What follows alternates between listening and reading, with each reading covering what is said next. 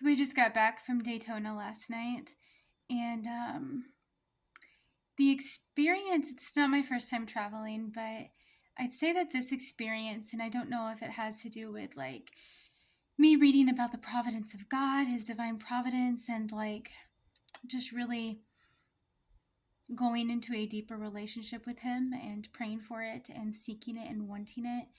But I feel like combined with this experience of travel, I have just learned so much, like firsthand experience about his divine providence.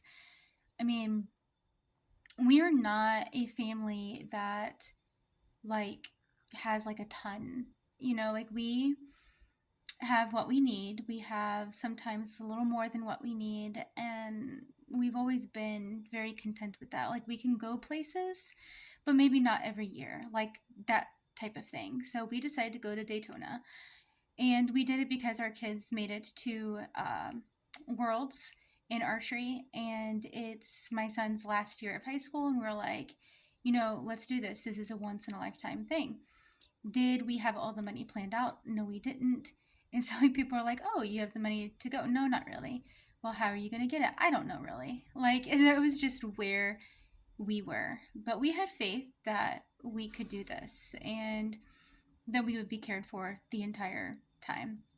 And we're used to be able, like we usually can travel to, like we went to Texas one time for an entire week, and we paid less than $1,000 for that whole trip.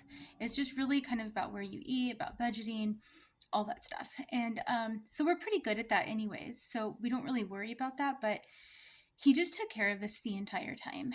And I don't know. I just sat there at the ocean and was really contemplating what humans really need. I think is 2 minutes in, this is really what this is about. Contemplating what humans really need. We need God. We need to trust in his divine providence. We need just the right amount of food. And I think sometimes we get confused with what the right amount of food is, because Americans, as Americans, or even like just the Western society, we can kind of just get food like whenever, wherever. We fill our refrigerator, our pantry, we just stuff it full. But we don't necessarily need to do that. Like, we were at the beach. We had a little, not really little, it was a cooler filled with, yogurt, water, some cheese sticks, apple slices, like stuff like that. We ate out once a day on the pier, had some fresh oysters and fish, and that was kind of like our bigger expense. But throughout the rest of the day, we just kind of picked out of that cooler and ate what was in the cooler.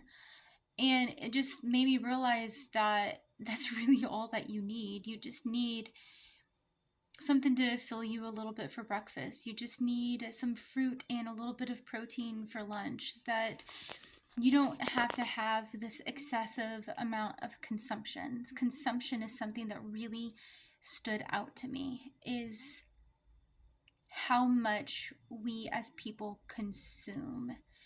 And when you are in a space and you're traveling and you just bring little and you realize that you were full on that little, that you didn't even finish the little that you had, you're like, wow, like, why am I getting so much, like, to the max all the time when this little was satisfying to me?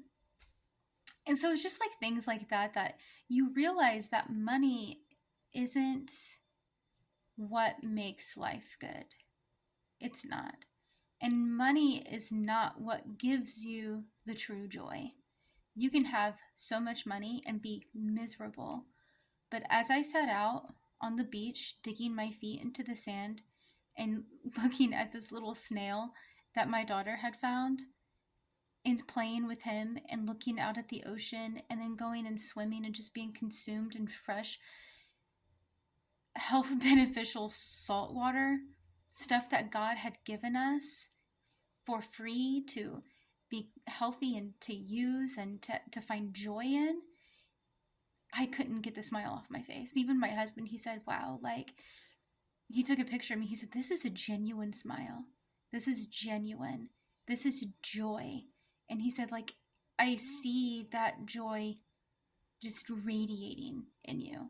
And it's because it was like, I didn't need anything. I didn't need to go get like souvenirs. I didn't need the next new thing. I didn't need um, a ton of like stuff, like I just needed God's peace, his providence, and what he has given me in that present moment.